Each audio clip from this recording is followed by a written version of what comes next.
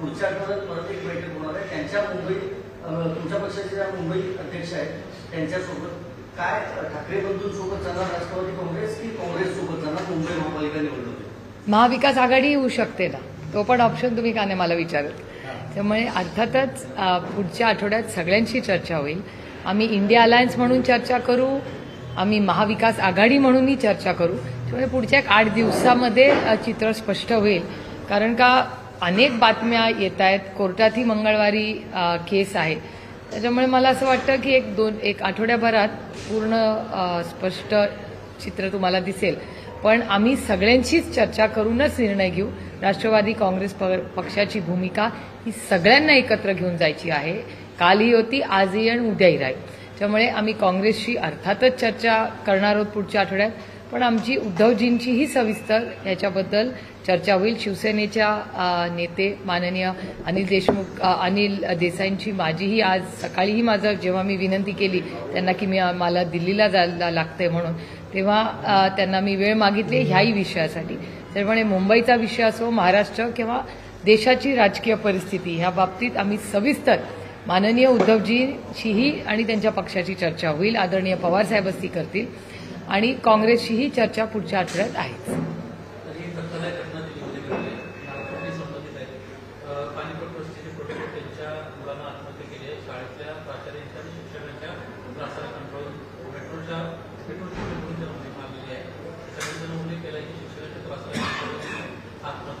ही अस्वस्थ आणि वेदना देणारी घटना आहे. अर्थातच मला वाटतं त्यांना अटकही झाली असं तुमच्या चॅनलवर दाखवण्यात आलं. पण वागणं आणि शिक्षकांनी किती टोकापर्यंत जायचं या सगळ्याची पारदर्शक इन्क्वायरी झाली पाहिजे आणि नवीन गाईडलाईन्स ही दिले गेले पाहिजेत किंवा एक रिड्रेसल सिस्टम. म्हणजे परवाच आम्ही एक महिलांच्या मीटिंगमध्ये जी महिला पत्रकारांचीच होती योगायोगाने, त्याच्यामध्ये मी जेव्हा गेले होते तेव्हा आम्ही एक प्रश्न विचारला की महिलांच्या प्रश्नासाठी सरकारने विशाखा कमिटीज कंपल्सरी केल्या होत्या, त्या खरंच होतात का, त्या किती स्ट्रेंथन आहेत, किती इम्प्लिमेंटेशन होतात. तसंच मुलांच्यासाठी काही रिड्रेसल सिस्टम किंवा शिक्षक असेल त्यांची काही कंप्लेन असेल तर काय सिस्टम, काय यंत्रणा आहे. न्यू एज्युकेशन पॉलिसी भारत सरकारने आणली आहे, तर त्याच्यात मूल हे केंद्रबिंदू ठेवून हा निर्णय न्यू एज्युकेशन पॉलिसीचा घेतला आहे. तर आम्हाला सगळ्यांना याचा जातीने लक्ष घालावं लागेल आणि अशी घटना कुठेही दुर्दैवी घटना आहे, धक्का देणारी घटना आहे, कुणाचं तरी मूल आहे होय. त्यामुळे ह्याची पारदर्शकपणे इन्क्वायरी झालीच पाहिजे आणि जे कोणी त्याच्यात गुन्हेगार असेल त्याला ही कठोर कठोर शिक्षा झाली पाहिजे.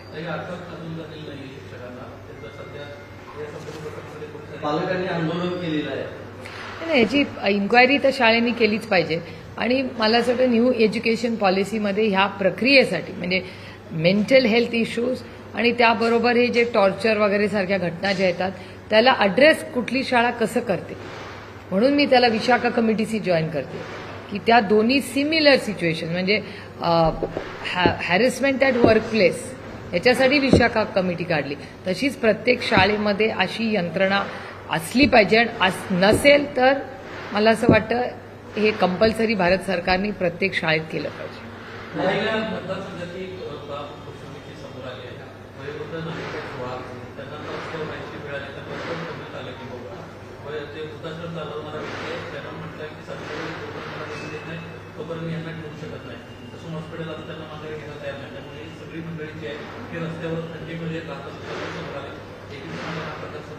तुमच्या चॅनलवर मी सकाळी ती बातमी जरूर पाहिली आणि मी स्वतः पुणे म्युनिसिपल कमिशनर, त्यांची खरं तर आज कमिशनरांची तब्येत ठीक नाही आहे, तरी माझं बोलणं झालं त्यांच्याशी. ते 1-2 तासांनी औषध घेऊनच जाणार आहेत ऑफिसला आणि ते आजच त्याचा दुपारून आढावा घेणार आहेत. तर दुपारपर्यंत त्यातलं आपल्याला चित्र स्पष्ट होईल. माझं स्वतः पुणे म्युनिसिपल कमिशनरशी बोलणं झालं या संदर्भात. माहितीमध्ये सगळं काही आलेलं नाही.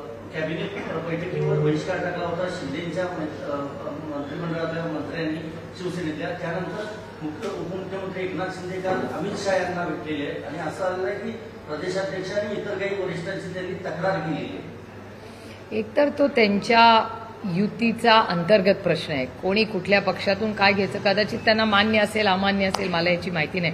कारण का साधारणपणे त्या सगळ्याच पक्षांकडून एकामेकाचे लोक ते घेत आहेत असं तुमच्याच चॅनलवर दिसतं.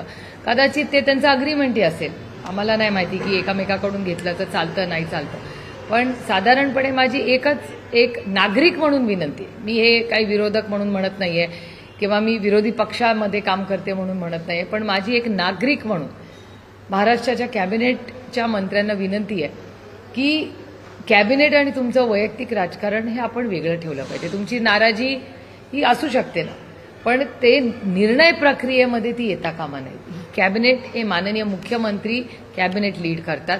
तुम्ही कॅबिनेटच्या आधी किंवा नंतर तुमची जी काही गाऱ्हाणी आहेत किंवा तुमच्या काही अडचणी, तुमच्या वैयक्तिक अडचणी आहेत त्या तुमच्या संघटनेच्या अडचणी आहेत, त्याच्यात गरीब कष्ट करणाऱ्या ज्या मराठी माणसांनी, महाराष्ट्रातल्या माणसांनी तुम्हाला एवढं मोठं मॅन्डेट दिलं, 220 आमदार आहेत त्यांचे, तर एवढं मोठं मॅन्डेट असताना रुसवे फुगवे कसले हो? तुम्ही सेवेसाठी आलाय ना. मोदीजी म्हणतात ना की मी प्रधान सेवक आहे. मग हे खालपर्यंत पोहोचत नाही का मोदीजी जे शिकवतात दिल्लीमध्ये? ते हे आश्चर्य मला वाटते की मोदीजींना तुम्ही नेता मानताना मग मोदीजींचं थोडं तरी काहीतरी पर्क्युलेट खालीपर्यंत झालं पाहिजे शेवटच्या कार्यकर्त्यापर्यंत. नवाब मलिक यांच्यावर मुंबई महापालिकेची जबाबदारी राष्ट्रवादी काँग्रेसने दिली आहे.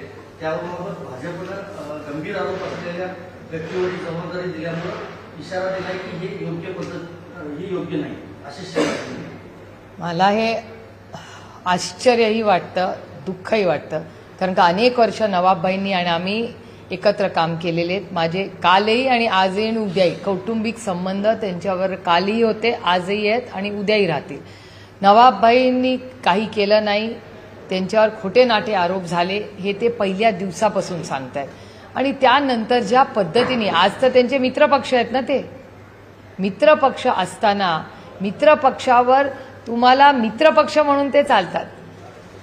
जेव्हा पक्ष फोडले तेव्हा नवाबबाई यांना आमदार म्हणून चालले आणि आज जेव्हा संघटना, मित्रपक्षाची संघटना वाढतीये तेव्हा नवाबबाईंवर हे आरोप करणं हे काही नैतिकता राहिली आहे का नाही? म्हणजे सोयीप्रमाणे माणूस गुन्हेगार. आता काशीनाथ भाऊचंच बघा ना, काशीनाथ भाऊ हे पालघरचे, महाविकास आघाडीचं सरकार असताना त्यांच्यावर आरोप प्रत्यारोप झाले, पार पोलीस स्टेशनपर्यंत गोष्ट गेली. काशीनाथ भाऊंवर नको नको ते आरोप भारतीय जनता पक्षाने केले आणि आज त्याच काशीनाथ भाऊंना जेव्हा पक्षप्रवेश घेतला मग काशीनाथ भाऊ गुन्हेगार आहेत का नाही याचं उत्तर भारतीय जनता पक्षाने द्यायचं. मी पहिल्यापासून म्हणते, मी पहिल्या दिवसापासून काशीनाथ भाऊच्या बाजूनी उभी राहिले की काशीनाथ भाऊंचा काहीही संबंध नाही त्या पालघरच्या केसशी. हे मी तेव्हाही म्हणत होते, आजही म्हणते. पण भारतीय जनता पक्ष तेव्हा त्यांना गुन्हेगार म्हणतो आणि आता स्वतःच्या सोयीच्या राजकारणासाठी आज त्यांना काशीनाथ भाऊ त्यांचा प्रवेश घेतला. नंतर टीका झाल्यानंतर त्यांनी त्याला स्थगिती दिली. हा कुठला न्याय? तुमच्याकडे एवढं मोठं होम डिपार्टमेंट आहे, काय करतोय पक्ष? आणि मला आश्चर्य एकच गोष्टीचं वाटतं की माझा एक भाबडा समज होता की भारतीय जनता पक्ष अतिशय सुसंस्कृत पक्ष, आणि मी तो जवळून पाहिलेला आहे. अटलजींची भारतीय जनता पार्टी, अडवाणीजींची भारतीय जनता पार्टी, सुषमा स्वराजांचं नेतृत्व, सुषमाजी आणि अरुणजींना आजही आम्ही नेता मानतो जरी आम्ही वेगळ्या विचाराच्या पक्षात असलो तरी. अतिशय सुसंस्कृत नेतृत्व. काय झालंय त्या भारतीय जनता पक्षाला आज? अरे मतभेद असू शकतात पण त्या पक्षाकडे मी स्वतः खूप अपेक्षेने बघत होते. अरे विरोधक असलं म्हणून काय झालं, दिलदार विरोधक असला पाहिजे. एक अतिशय सुसंस्कृत तो पक्ष होता. पण आज रोज हेडलाईनमध्ये असतो तो पक्ष. आणि जी कल्चर भारतीय जनता पक्षात काल होतं हे मी खूप जड अंतःकरणाने म्हणते, ते आज नाही. कुठल्या प्रकारचे लोक त्या पक्षात घेत आहेत. मलाही आश्चर्य वाटते की भारतीय जनता पक्ष आधी नव्हता, आता का असे, म्हणजे कुठून हे लोक येतात, कसे होतात, आणि त्याचा सगळा डेटा तर तुमच्या चॅनलवर पारदर्शकपणे तुम्ही मांडता. त्यामुळे भारतीय जनता पक्षाचं सत्तेमधला पक्ष एवढा मोठा मॅन्डेट असताना अशा बॅकग्राऊंडचे लोक जे ड्रग्सचे तस्कर असतील, अजून कुठले आरोप प्रत्यारोप, आणि आरोप सगळे भारतीय जनता पक्षानेच केलेले. नवाबबाईंवर पण आरोप हा भारतीय जनता पक्षानेच केलाय. आम्ही कालही केला नाही, आजही नाही आणि उद्याही करणार नाही.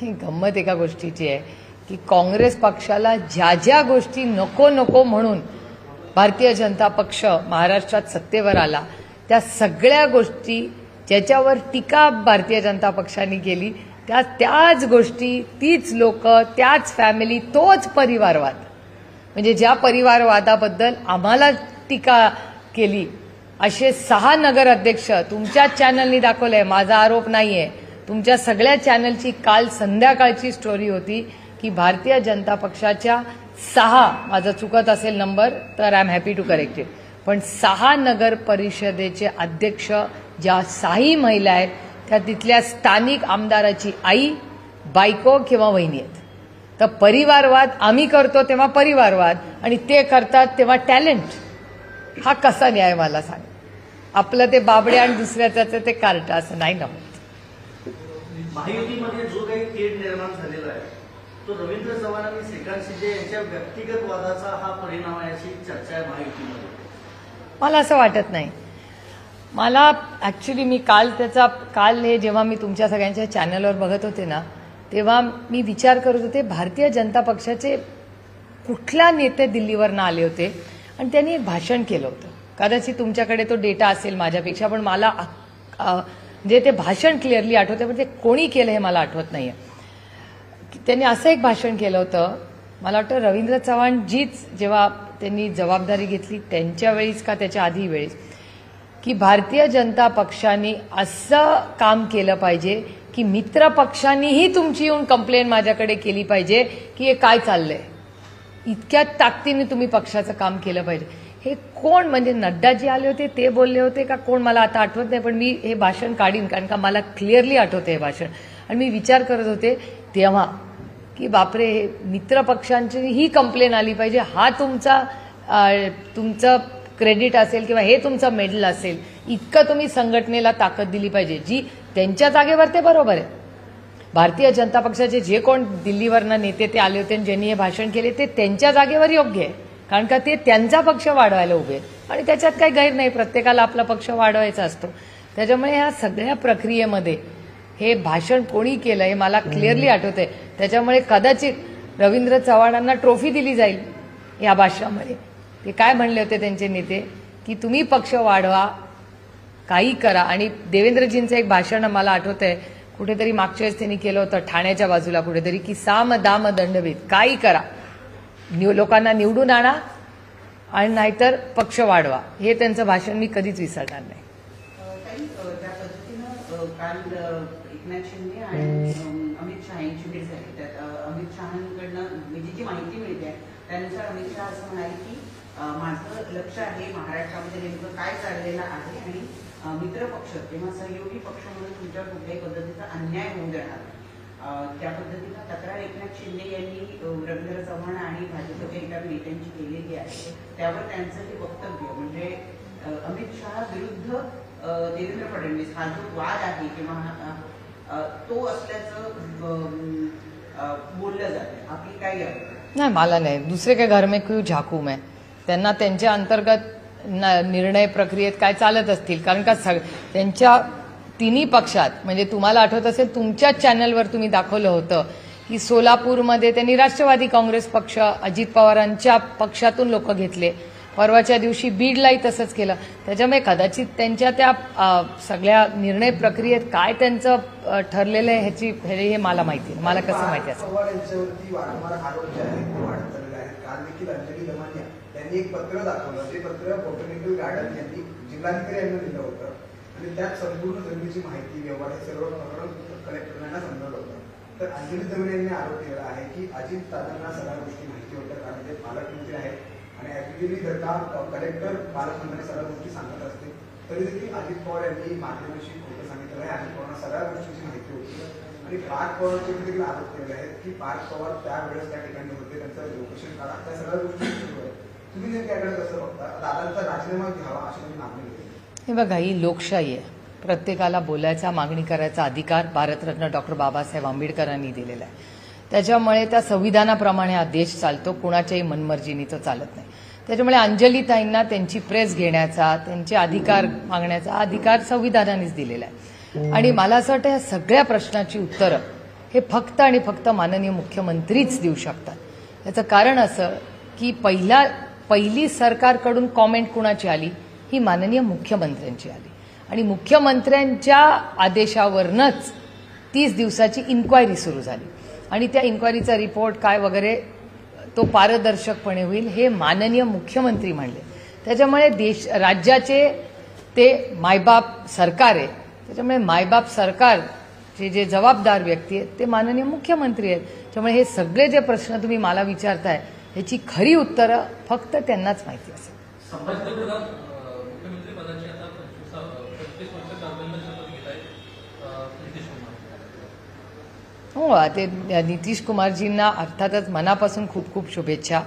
आणि त्यांच्या चेहऱ्यावरच एवढं मोठं मतदान हे सगळ्यांना झालेलं आहे. जे प्रेसवाले किंवा जे काही सर्वेज रिपोर्ट्स येत होते, हे बिहारचं इलेक्शन हे फक्त आणि फक्त नितीशजींच्याच नेतृत्वात सगळे लढलेले आहेत. त्याच्यामुळे हे जे काही घवघवीत यश मिळालेलं आहे हे नितीश कुमारजींचं आहे आणि आज ते शपथ घेत आहेत 10व्यांदा.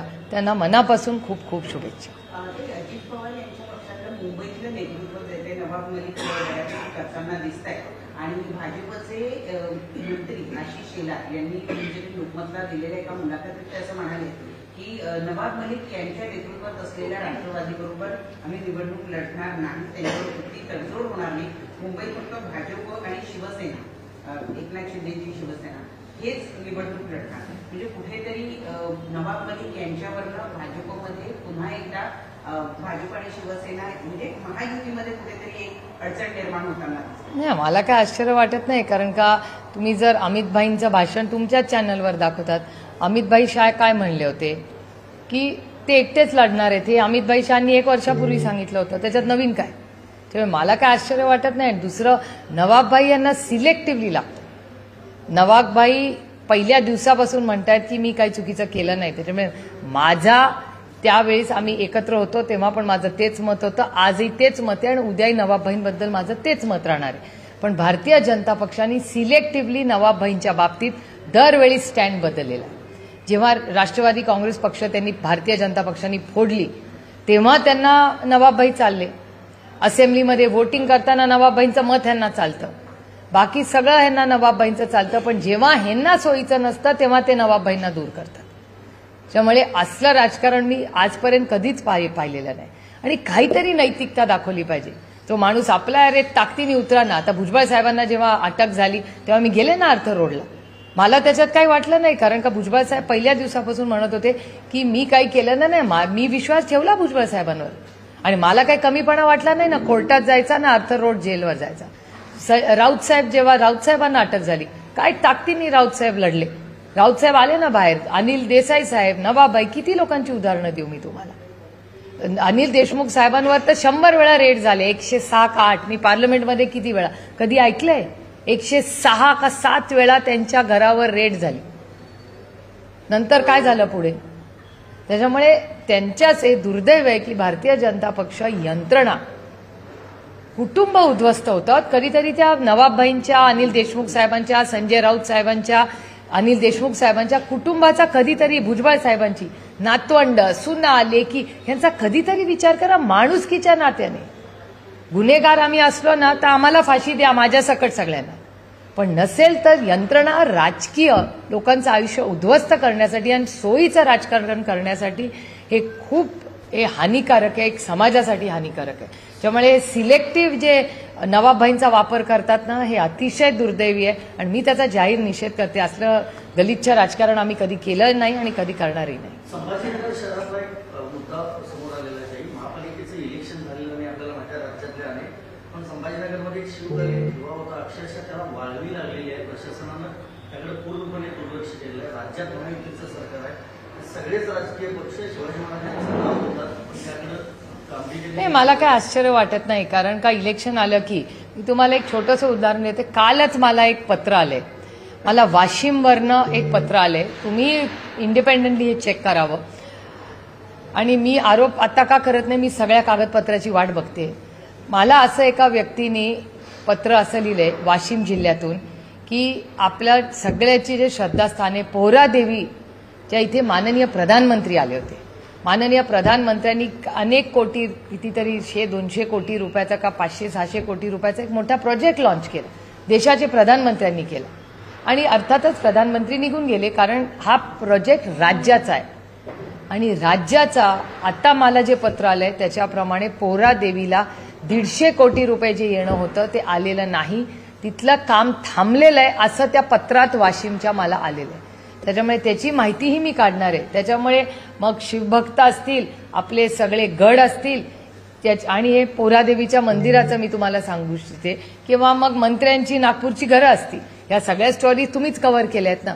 त्यामुळे महाराष्ट्र सरकारकडे जो निधीचा तुटवडा वारंवार ज्याची मी गेले 1.5-2 वर्ष महाराष्ट्र सरकारच्या आर्थिक परिस्थितीबद्दल केंद्रातही बोलले आणि इथेही बोलले की fiscal management is in a mess. या राज्यामध्ये जेवढा पैसा येतो आणि जेवढा खर्च होतो त्याच्यात प्रचंड तफावत आहे. त्याच्यामुळे हे राज्य आर्थिक अडचणीत आहे.